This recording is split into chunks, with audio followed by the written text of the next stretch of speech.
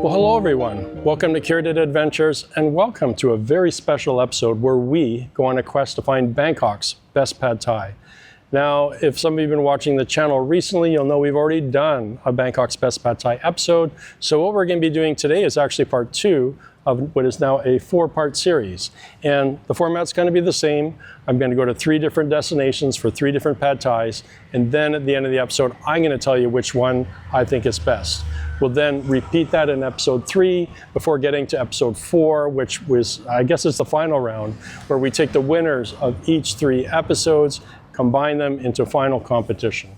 Now, before we get there, we've got to do this episode first, and I'm very excited about today because of the 3 places we're going to. I've only been to 1 before, but I haven't had pad thai at any of these spots ever.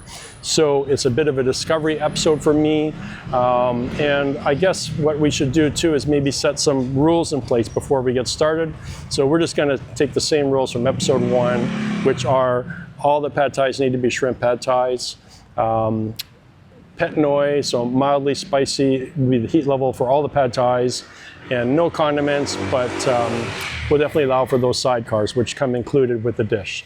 Now, I'm super hungry and ready to get started, so if you guys are too, let's get started.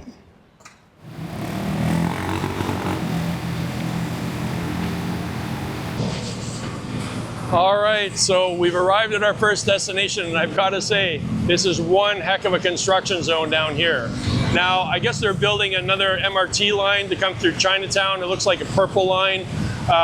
It's quite a big infrastructure project. It's very noisy down here, but I'm not going to let that discourage me, because today we're here to check out a pad thai institution. And these folks have been serving pad thai since the 1930s, originally serving them out of a boat. They moved eventually to doing it on the street, so street cart in the 1950s, and then opening a formal restaurant in 1966. Now, I've never been here before, and I guess I have 2 questions I want to answer today. Number 1, is this a tourist trap? Because it could be. And then number 2 is, and this is the most important question, do they have Bangkok's best pad thai? Now, I'm hungry, I'm ready. I think we need to get in there and check it out. So let's get in there and check it out. Once you walk through the front door, it becomes immediately obvious that this isn't your everyday restaurant. This is, in fact, a museum and shrine to the history of pad thai, or at least as it pertains to this pad thai establishment. Throughout the restaurant, there's a curated selection of historical artifacts and exhibits, and you can also watch them make pad thai in the entrance area as well. It's quite a production. Inside the dining room, there's lots of seating, so I'm guessing this place gets very busy during lunch and dinner, but I'm here at open, so I have my pick of the tables. During the short wait for my pad thai, I take a few moments to check out the many accolades displayed on the wall, and it's an impressive collection. Eventually my pad thai arrives, and it's a sight to behold. This one's made in the classic method, which means that the entire pad thai is wrapped in a thin egg layer. Now, because I ordered the shrimp pad thai, there's 2 delicious looking pieces of shrimp on top. After a couple of bites, I taste the pad thai, and it is good. The flavor is mild, and there's a pleasant sweetness from the signature sauce. The pieces of tofu are delicious, and interestingly, the dehydrated shrimp inside the pad thai seems to have been rehydrated, which is something I've never seen before. It's actually quite clever. All in all, I consider this to be a simplified presentation of pad thai, which is truly unique and highly enjoyable. I can actually see myself coming back here again. So, to answer my first question, is this a tourist trap? I guess not, though it's more likely than not that most of the folks who come here are tourists. Now, whether this is Bangkok's best pad thai, well, that remains to be seen.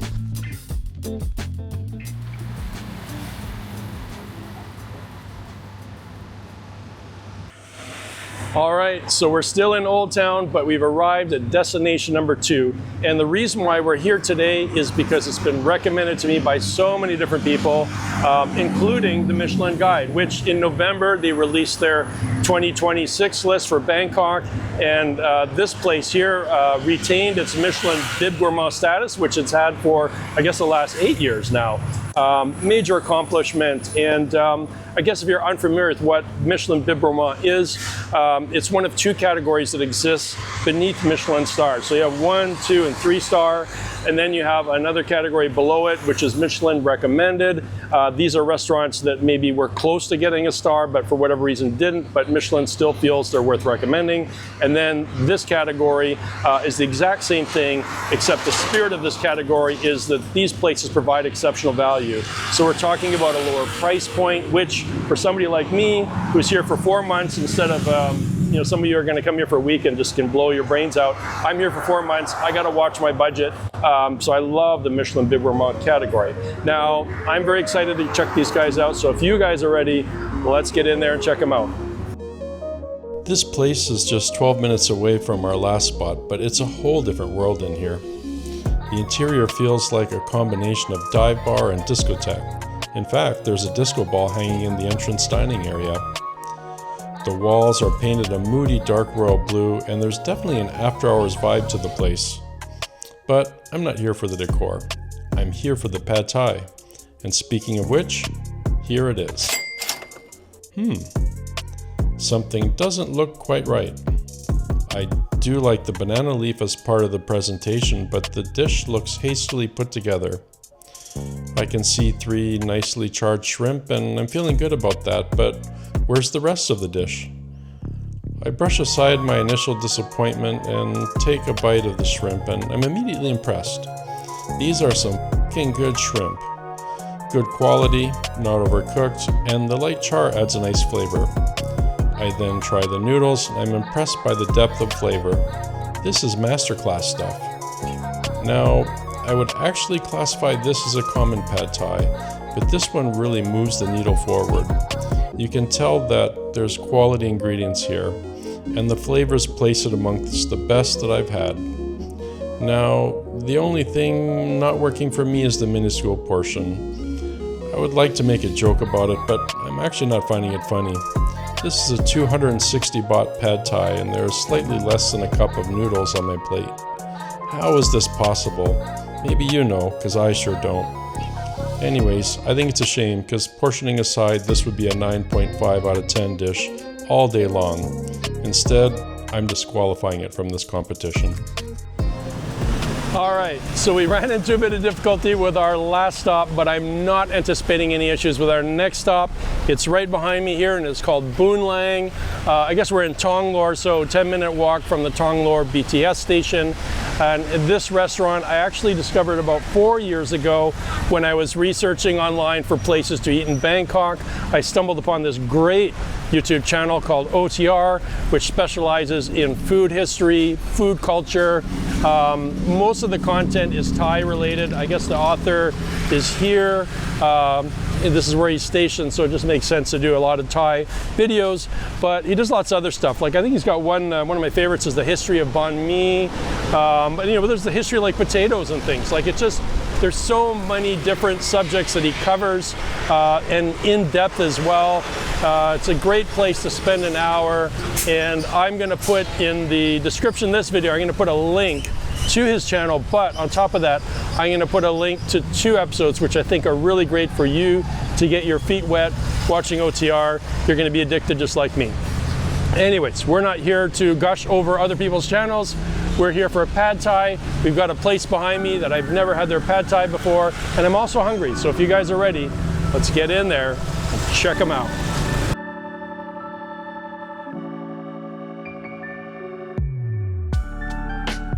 Well, it's definitely no dive bar here.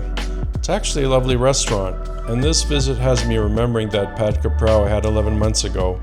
But we are here for their pad thai today, and here it is.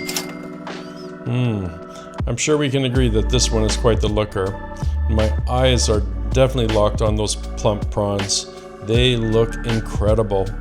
I'm also noticing that there's a good amount of pad thai underneath, but let's start off with the prawns. These are incredibly juicy. They definitely know how to cook prawns here, and I'm kind of blown away by the size of them. Now, let's try the pad thai. Delicious. This one is definitely more mildly flavored than any of the pad thai I've had previously, but all the flavors are there. All the ingredients are cooked to perfection, and there's a slight sweetness that I'm enjoying as well. This is definitely an elevated version of a standard pad thai, and my only criticism would be that the flavors of the pad thai seem a bit dialed back for my taste. Still, it's a very good pad thai and well priced too. Alright, so we've reached the end of another episode, and I've got to say I really did enjoy having all those pad thais for the very first time, and it was actually very difficult to choose a winner because, well, let's start with number 2. So number 2 for me should have run away with this thing. It had the best flavors. It was everything I would expect from a Michelin Bib Gourmand restaurant in terms of how it tastes. But when you look underneath the shrimp, it was actually shocking how little pad thai there actually was on the plate. And I went home thinking, maybe they made a mistake. Because, even the best restaurants have an off day. But when I went home and looked at the Google listing, I was shocked at how many other people have complained about the minuscule portion of pad thai. And I think it's something you could fix with like 5 or 7 baht worth of food costs, like just double the amount of noodles. It's not that hard. Anyways, it was just too much for me, or too little for me, I should say. And because of that, I cannot recommend this place to you, and it's actually disqualified from this competition. And that leaves us with number 3 and number 1. And for number 3, the moment the pad thai arrived at my table, my eyes just went straight to those prawns, which were so plump. And then after having a bite, they were just so juicy.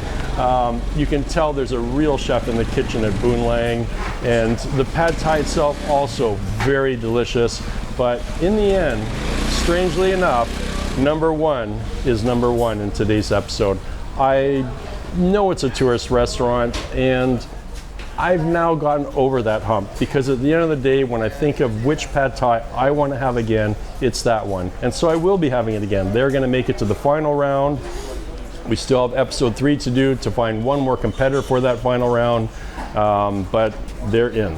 So anyways, that's it for today's episode. If you liked today's episode, of course, hit that like button. If you'd like to support the channel, then hit subscribe, or share it with your friends as well. There's nothing wrong with doing that. But whatever the case may be, thank you so much for watching, and we'll see you next time.